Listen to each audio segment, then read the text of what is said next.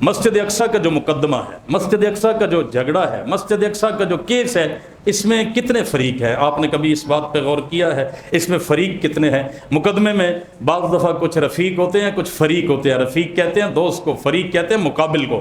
تو اس مقدمے میں فریق کتنے ہیں؟ اس مقدمے میں 3 بڑے فریق ہیں، 3 بڑے فریق ہیں۔ غلط فہمیاں ذہن سے نکالنے کے لیے بات کہہ رہا ہوں۔ ایک فریق ہے امریکہ اور اس کے حواری اسرائیل سمیت، ایک فریق ہے امریکہ اور اسرائیل۔ دوسرا فریق ہے عرب، امت مسلمہ اور پاکستان، یہ سارے ایک الگ فریق ہیں۔ ایران الگ فریق ہے بھائی، ایران اس مقدمے میں، اس کیس میں رفیق نہیں، فریق ہے۔ اور ہم یہ بات بہت پہلے سے کہہ رہے ہیں، ابھی سے نہیں، سمجھنے کی کوشش فرمائیں۔ اسرائیل اور امریکہ کا دعویٰ یہ ہے، یہودی کہتے ہیں جہاں حضرت سلیمان کی حکومت رہی وہ سارا خطہ ہم حاصل کریں گے۔ حضرت سلیمان بنی اسرائیل کے پیغمبر تھے۔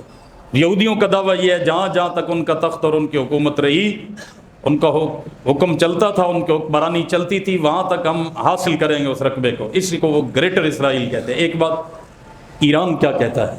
ایران کا موقف یہ ہے کہ جہاں بنو عبید کی حکومت رہی، دولت فاطمیہ جو خالص شیعہ حکومت تھی، جی جو خالص رافضی حکومت تھی، لبنان، شام، عراق، ایران، بحرین، یمن، ان سارے خطوں پہ، عمان بھی اس میں تھا، ان سارے خطوں پہ حکومت رہی ہے خالص رافضی حکومت، اور اس نے بڑے بڑے مسلمان حکمرانوں کو بھی پریشان کیا۔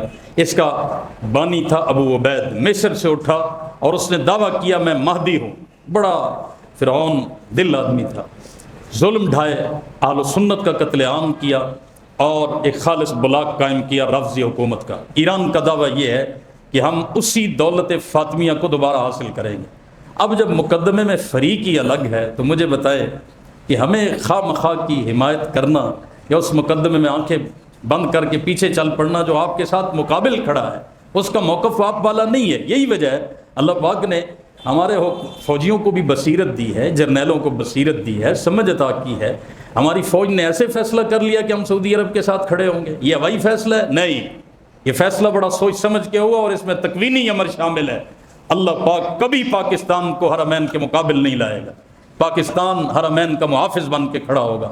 بے شک اختلاف ہو سکتے ہیں، ہمارے پاکستانیوں کے ساتھ ہو سکتا ہے، عربوں کا رویہ بھی ٹھیک نہ ہو، یہ سب باتیں اپنی جگہ پہ ہیں، لیکن جہاں تک بات ہے حکمرانی کی، اسٹیٹ کی بات ہے، تو اسٹیٹ انشاءاللہ چونکہ اسلام کے نام پہ یہ ملک بنا ہے، یہ حرمین کے ساتھ کھڑی ہوگی۔ تو اس مقدمے میں 3 بڑے فریق ہیں۔ خیر یہ بات ضمناً میں نے آپ سے کہہ دی ہے تاکہ حقائق کا پتہ ہو، اور آپ کو معلوم ہونا چاہیے کہ اب اس وقت کیا صورتحال چل رہی ہے، اور یہاں جو ایران کی حمایت میں بے جا بولیاں بولنے والے ہیں وہ نہ پاکستان کے ساتھ کھڑے ہیں نہ حرمین کے ساتھ کھڑے ہیں، وہ ایران کے ساتھ کھڑے ہیں۔ تو تصویر بالکل واضح ہے، آپ کے سامنے ہے سارا نقشہ کہ اس وقت کون کس کی بولی بول رہا ہے اور کون کس کے پلڑے میں اپنا ووٹ ڈال رہا ہے۔ ہم حرمین کے ساتھ ہیں، اور پاکستان کی جو ریاستی پالیسی حرمین کے حق میں ہوگی اس پر جان قربان کرنا بھی سعادت سمجھتے ہیں، کہے انشاءاللہ العزیز۔ اور یہی اصل حق ہے فلسطینیوں کا، یہی اصل مقدمہ ہے مسجد اقصیٰ کا۔